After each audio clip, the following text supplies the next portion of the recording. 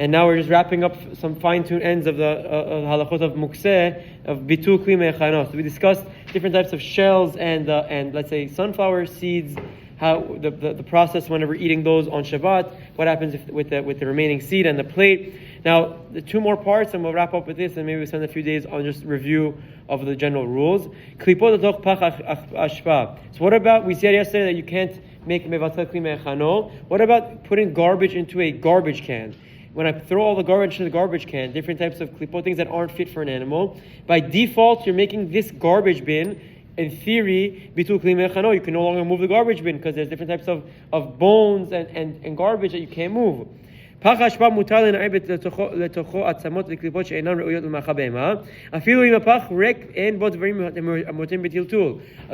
explains that even though you would think this could be a problem, it's not a problem.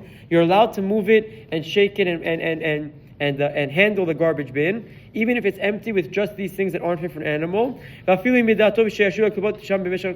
even if you intend to leave those shells or those klipot there for the remainder of Shabbat, why? Because the garbage bin is set aside, is set for this. Therefore,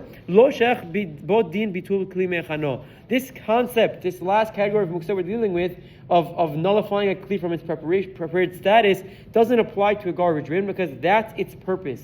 Its purpose is to house and hold garbage and different types of klipot. So those things can't make this status change. And it's an important halacha. Therefore, you're allowed to handle the garbage on Shabbat if you want to remove it. We spoke on this earlier from a graf sharei and the like. You don't have to be concerned that the bin itself could be a problem as well. There's a few more things he talks about, but I'll just jump towards the end. Sug Muktzeh gorem bitul kli mehechano. What type of Muktzeh can cause this issue? The only case of Muktzeh that can apply, no nemar din bitul kli mehechano ela im ken Muktzeh shenofel ala kli asur legar betiltul. Only Muktzeh that you can't move whatsoever can cause a keli to become a bitul kli mehechano. Aval kli shemechlo that's a sur, but a hammer or any other kli shemechlo a sur that's usually used for forbidden purposes.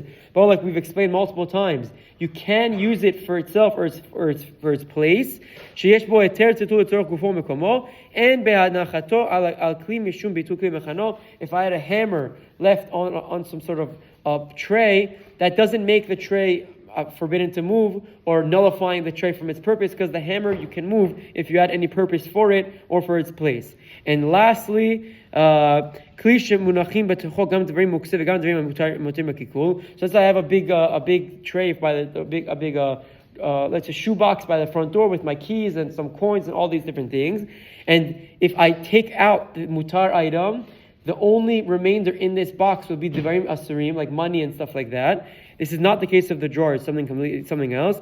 And the keys are more valuable than the couple of cents that we have in there. So because I have the keys and the coins, the keys are more valuable, I can move the whole shoebox in theory if that's where I stored my keys.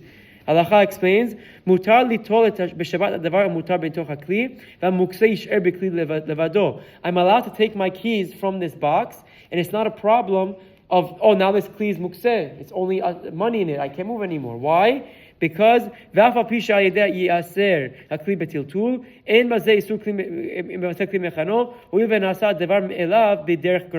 this happened on its own and I didn't do it on purpose in a grama way, Ravadi says it's not a problem, and in this specific scenario you can't move the mutar, the heter in from this kli, and it's not a problem. Have a wonderful day. Chazak u'baruch.